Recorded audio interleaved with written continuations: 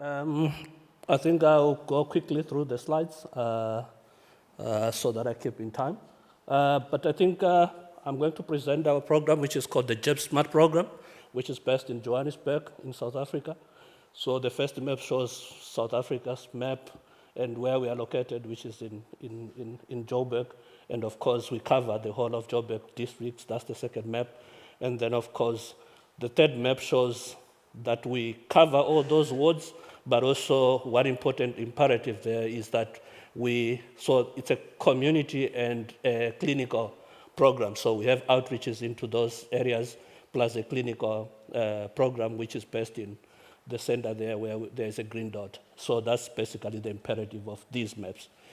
You can see we cover quite a large area. But what is important is actually when you look at this side where we deal with the numbers of what we are covering under JEP Smart, I think you can now see our reach is over 10,343 people who inject drugs that we covered last year up to 30 September, which means we have a very large cohort that we are dealing with. And also, I think one of the largest cohort in South Africa in terms of our coverage. What is imperative as well is we have a very good number of people who inject drugs that we are dealing with under hepatitis C testing, but I'll leave that presentation to my colleagues who are going to be presenting on Friday.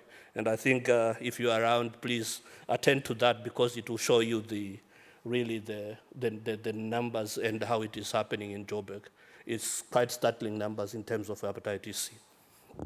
Right, in terms of the program, it's a peer-led model, which is our JEP Smart is peer-led, which means we have quite a number of peers who are running the program, effectively involved in the running and decision-making for the program. As I said, it's already, there is a clinic and outreach where we identify certain sites in the community, and we use the micro-planning approach to deal with the outreaches and map the sites. So micro-planning is really very important for this program. This is kind of a sketch diagram of what it is and the services, the key services we are providing. You can see the lines are crossing, and I made it deliberately because it's not really like a medicalized program where everyone has to come to the clinic. There are other interactions that happen in the community. So the clinic is not really the center of everything. There are other things that happen in the community. And that's why you see the lines crossing and some bi-directional relationships existing between the clinic or ST clinic or the project space with the services. In terms of the quality of service issues, I was happy because we constantly check on the quality of service that we are delivering. And one issue that we found out that was our community was not happy with the one-size-fits-all approach. So if you are serving women, men, and other diverse populations, it becomes very difficult to come up with one central package. And that's what we had done when we started this program, because it was funded by the Global Fund. And basically, it became all the modules were standard, and we had to deliver a standard package to everybody. And but our assessments regularly told us that this is not going to work, and this is not what they were looking for. So we had to engage the Community Advisory Board on how to program and better to respond to the needs of the community, considering the diversities and all that. What we then did was we started using what we call an age, gender, and diversity mainstreaming approach, where we deal with issues related to age, gender, and then diversity matrix for us to provide differentiated services to the different people that we are serving. And we segmented basically women users and their children and co-created a tailored service package for them. So I'm going to deal with the women's service package, excluding the men's service package. But we then did the segmentation of the service based on the information we got from the community. And what is it that we're using? I said it's an age, gender, and diversity mainstreaming approach. So I'll run through these services. In terms of age ranges and in terms of our cohort, These are some of the demographics. As I said, we are serving 10,343, and by age group, this is what we are dealing with. Then the next slide shows, again, the male population. So you can actually see that most of the service users in this are male. We are dealing with 9,498 men in the cohort.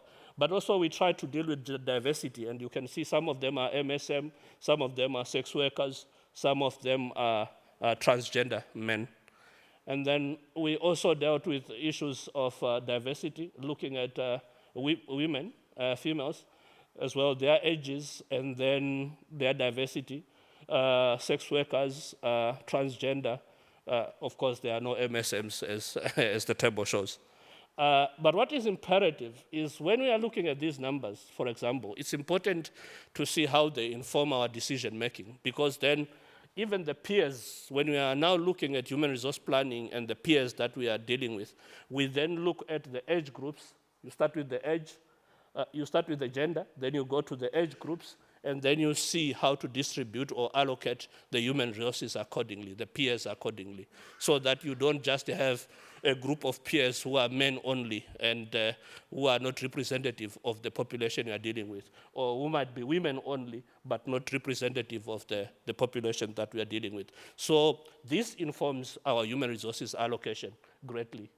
Then services for women and children particularly, what we discovered is instead of just looking at health services, we need to go beyond the health services into social care and other social services. And I'm happy because our first presenter talked about dealing with social determinants of health. That's basically what we are trying to do. And you can see a very long list of the services that we are providing to women. Some of them are healthcare related services, but some of them are not really healthcare related. You can look at, like, for example, family reintegration, training of women on coping, assertiveness, and resilience. Those are not really vocational training, where we train women to get some skills in certain aspects that will help them to generate income. For example, the recent cohort of 40 women we are training them on plumbing and welding skills. And they are the ones who chose those skills to say, no, we want to be involved in plumbing and welding. That's what we are training them on. So these are kind of the services that we are providing to women. And as I said, we are going beyond the health services only.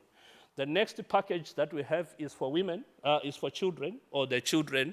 So this is kind of diverse services as well, but looking at the children. And if you look at that, we served about 93 children. We serve about 93 children who require health and social services. The service package for minors is done in collaboration with the parents and the peers as well. So peers are central in engaging with the children and bringing us information, and they work collaboratively with the social workers. Then services for children above 14 years are provided directly to the child, and the parents are involved whenever needed. And then the final point in terms of children is we also work with social workers who are in our team and the Department of Social Development in terms of our linkage to care for some of these children. But if you look at them as well, we basically dealing with social services instead of purely health services.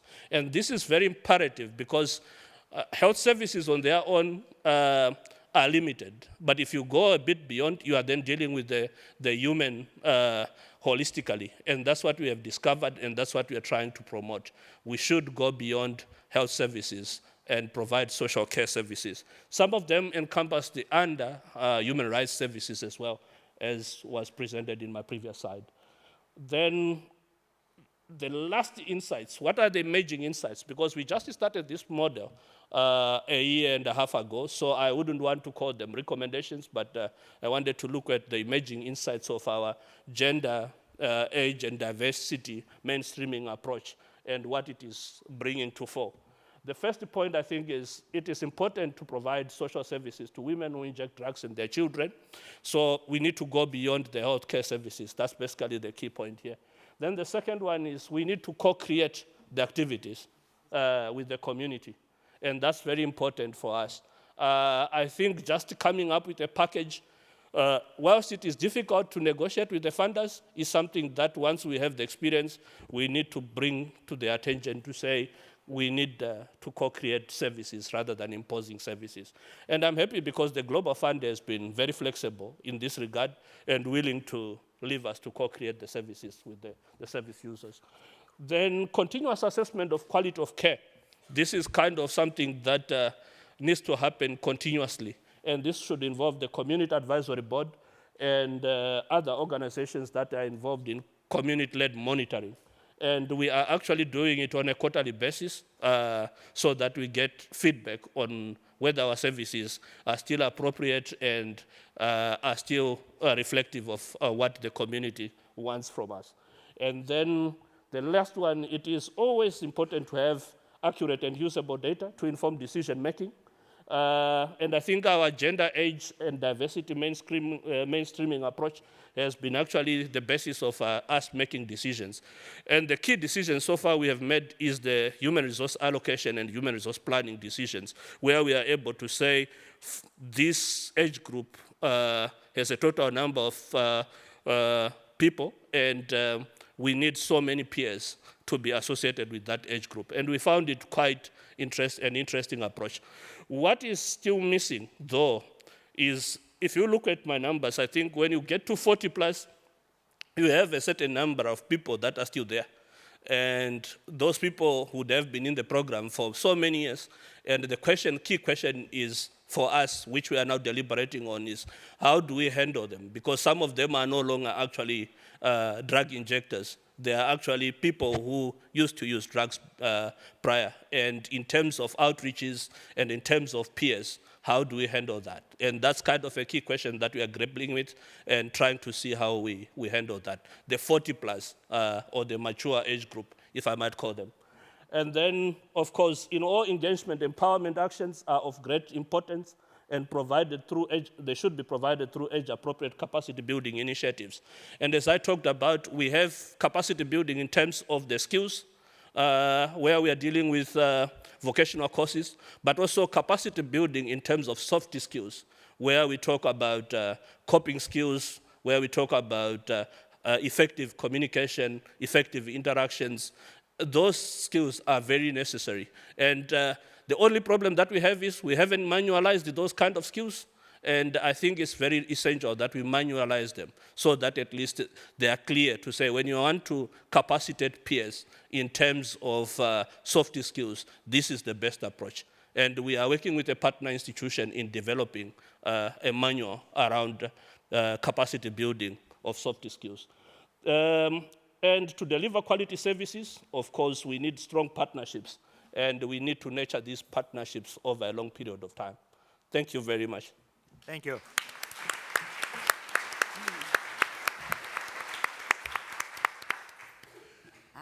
Thank you, Dr. Manyuchi. Albert, I have a question, something that confused me. The number of the women in OST are 22? No, for that year, for the year that we just... oh, okay. Yeah, so it's, yeah. we initiated only 22 women. This means that most of the women are users of drugs, but they didn't choose? No, they are already there. Oh, they were before, oh, I see. Yeah, they are already, so the program has been running since 2016. Okay, so Yeah. this confused me because it was a very small number, and I think what you're doing is very successful, and it was wrong. It looked wrong. Thank you for explaining this. Okay. Thank you. Do we have any other questions? Yes, please. Thank you so much. Great presentation. Congrats on such a successful program. I think my question is about diversity in your sample and your sample selection. So, like, how much representation do you have from rural, mobile populations across your country? And do you think they're captured in these programs, or are these those that have already better access to these services? So our program is basically metro-based, so we are basically an urban program. In terms of rural programming in South Africa, there are not many services in the rural areas pertaining to this. That's really, there's a big deficit in terms of us having programs that are serving in the rural areas. I don't know of any offhand currently. Most of them are metro-based.